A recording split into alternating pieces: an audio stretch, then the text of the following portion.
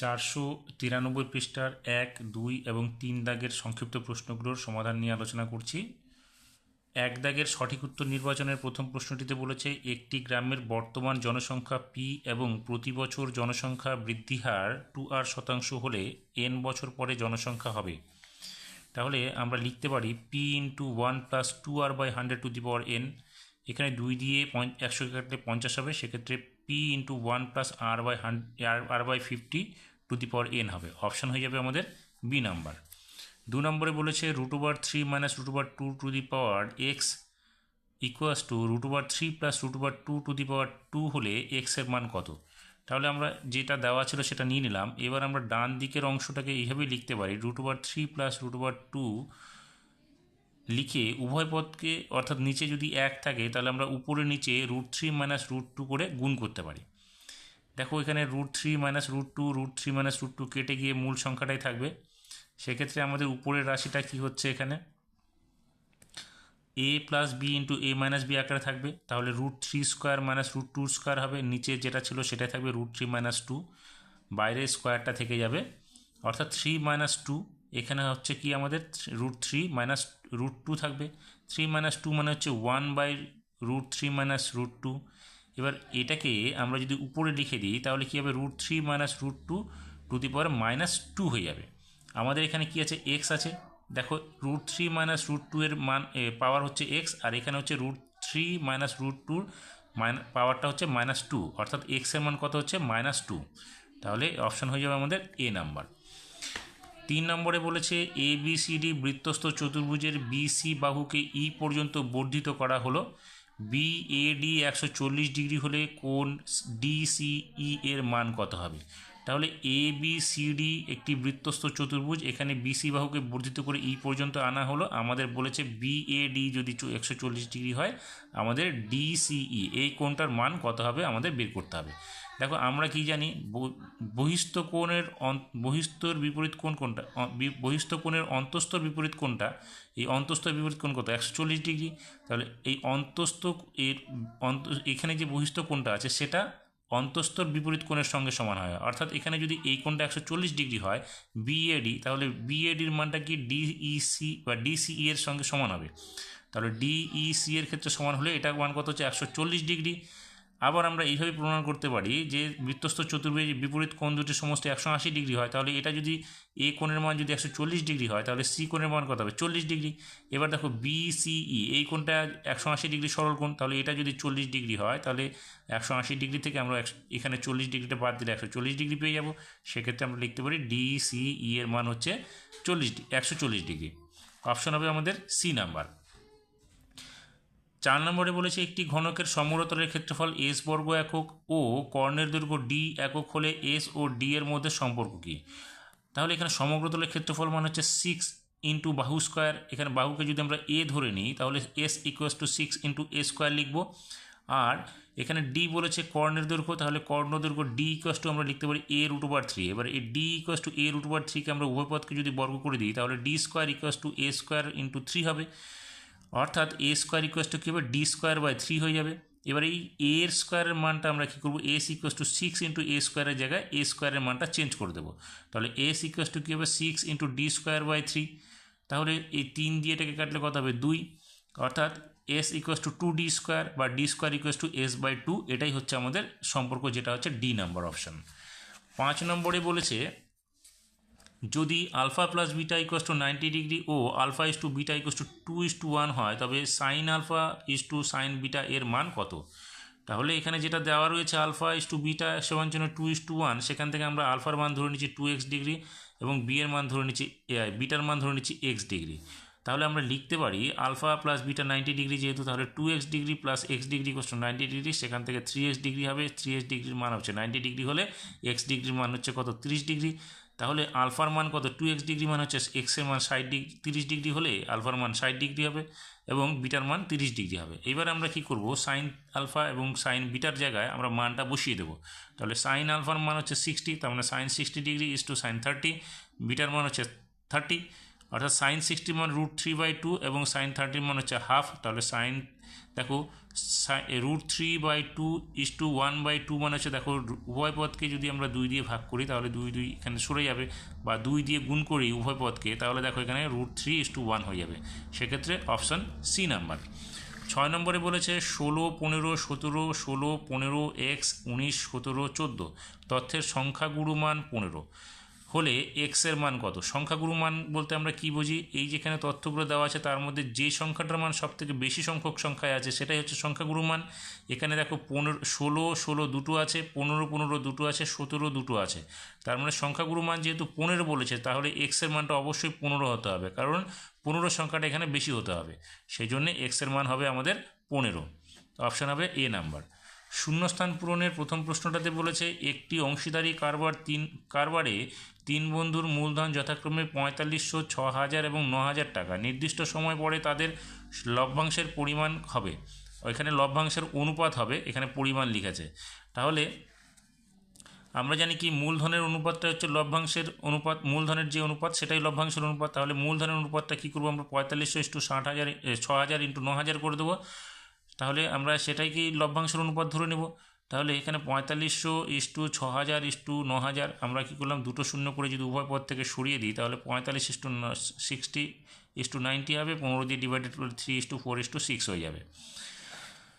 2 নম্বরে বলেছে a² b:c, b² c:a, c² a:b এর যৌগিক অনুপাতের ব্যস্ত অনুপাত। তাহলে আমরা যৌগিক অনুপাত কী করব? উত্তর পদগুলোর অনুপাত, পূর্বপদ উত্তর পদগুলোর গুণফল আকারে লিখব। তাহলে এখানে আমরা যৌগিক অনুপাত কী করব? a² b × b² c × c² a করব, দিয়ে লিখব c × a × b। তাহলে আমরা দেখো এখানে a³ b³ এবং c³ পাবো, এদিকে থাকবে কি a b c। এবার উভয় পদ থেকে যদি আমরা a b c করে সরিয়ে দিই তাহলে a² b² c² 1 হবে, যেখানে এই অনুপাতের ব্যস্ত অনুপাত কী হবে? এটা উল্টো হবে, অর্থাৎ 1:a² b² c²। তাহলে এটাই হচ্ছে আমাদের উত্তর। 3 নম্বরে বলেছে দুটি বৃত্ত পরস্পরকে বহিঃস্পর্শ করলে তাদের ড্যাশটি সাধারণ স্পর্শক পাওয়া যাবে। দেখো দুটি স্পর্শ সাথে নিজেদের বহিঃস্পর্শ যদি করে তাহলে আমরা 3টে সাধারণ স্পর্শক আঁকতে পারি, একটা উপরে নিচে এবং একটা এখানে, তাহলে হবে 3টে সাধারণ স্পর্শক। 4 নম্বরে বলেছে বৃত্তীয় পদ্ধতিতে কোনো পরিমাপের এককের নাম। দেখো বৃত্তীয় পদ্ধতির পরিমাপের এককের নাম হচ্ছে রেডিয়ান, আমরা এখানে লিখে দেবো রেডিয়ান। পরের প্রশ্নটা একটি ঘনকের শীর্ষবিন্দু ও কর্ণ সংখ্যা যোগফল ড্যাশ। তাহলে একটি ঘনকের শীর্ষবিন্দু সংখ্যা কী হবে? 8টা হবে এবং কর্ণের সংখ্যা 4টা হবে, সেক্ষেত্রে যোগফল হবে কত? 8 4 12 যোগ করলে। 6 নম্বরে বলেছে প্রথম 7টি অখণ্ড সংখ্যার গড় কত? দেখো আমরা সাধারণত যখন দেখি প্রথম 7টি অখণ্ড সংখ্যা আমরা ভুল করে ফেলতে পারি কি 1 2 3 4 5 6 7 করে দিতে পারি, তাকে আমরা 7 দিয়ে করলে কিন্তু উত্তরটা আমাদের ভুল হবে, 4 হয়ে যাবে গড় করলে।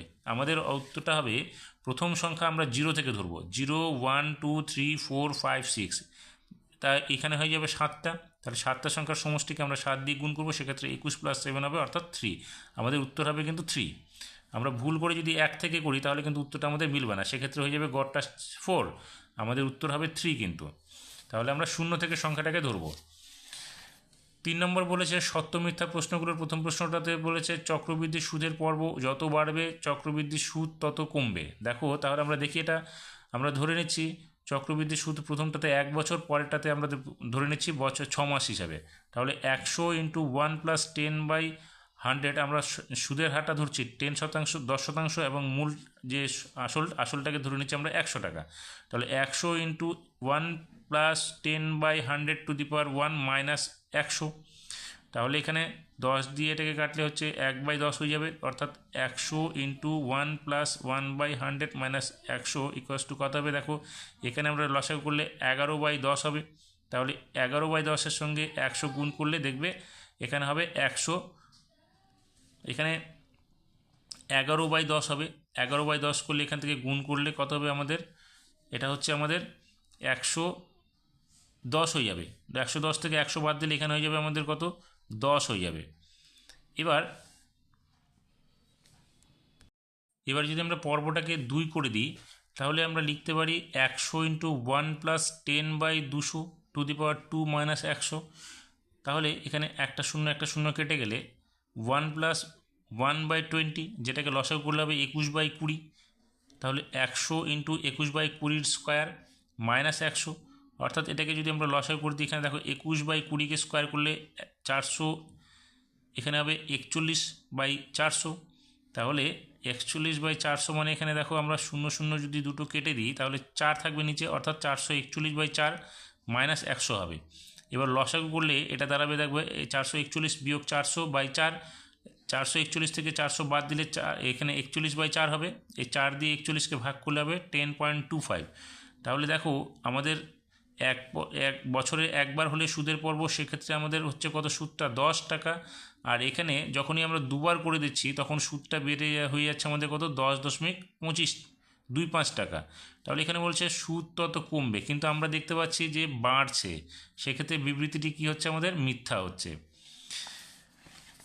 2 নম্বরে বলেছে একটি সমকোণী ত্রিভুজের অতিভুজকে ব্যাস করে বৃত্ত অঙ্কন করলে বৃত্তটি সমকৌণিক বিন্দু দিয়ে যাবে। দেখো এটা বিবৃতিটি সত্য হবে। কি করে সত্য হবে? এটা যদি একটা সমকোণ হয়, এই কোণটা যদি সমকোণ হয় তাহলে এটা কি হবে, আমাদের অতিভুজ হবে। আর সমকৌণিক, এখানে যে বৃত্তটা আমরা অঙ্কন করব সমকোণীর ক্ষেত্রে, পরিবৃত্তটা যদি অঙ্কন করি সেক্ষেত্রে সমকোণের অতিভুজটা হয় ওই বৃত্তের ব্যাস। তাহলে দেখো এখানে কি বলেছে, সমকোণী ত্রিভুজের অতিভুজকে ব্যাস করে, তাহলে অতিভুজকে ব্যাস করে বৃত্ত অঙ্কন করলে বৃত্তটি, এই যে বৃত্তটা সেটা কোনটা যাবে, সমকোণিক, অর্থাৎ এই সমকোণের যে শীর্ষবিন্দু আছে সেই শীর্ষবিন্দুকে অতিক্রম করে যাচ্ছে, সেক্ষেত্রে সমকোণিক বিন্দু দিয়ে যাবে। এই জন্যে বিবৃতিটি হচ্ছে আমাদের সত্য।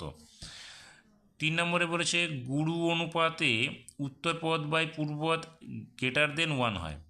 দেখো আমরা গুরু অনুপাতের উদাহরণটা কি জানি, আমরা যদি একটা দেখি 5:2, এই 5:2টা হচ্ছে আমাদের গুরু অনুপাত, কারণ এখানে পূর্বপদটা বড় হবে এবং উত্তরপদটা ছোট হবে।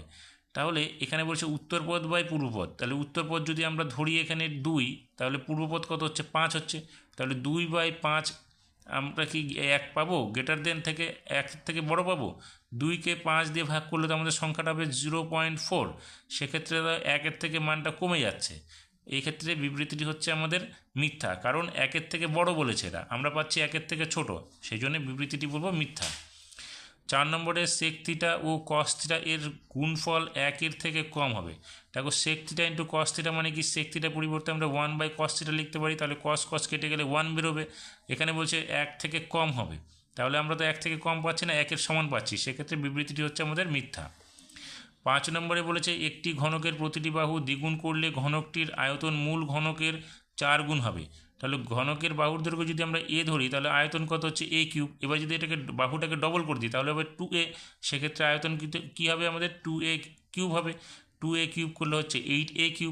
আমরা দেখতে পাচ্ছি যে 8 গুণ বৃদ্ধি পাচ্ছে, কিন্তু বলেছে 4 গুণ বৃদ্ধি পাবে, সেজন্য বিবৃতিটি হচ্ছে আমাদের মিথ্যা।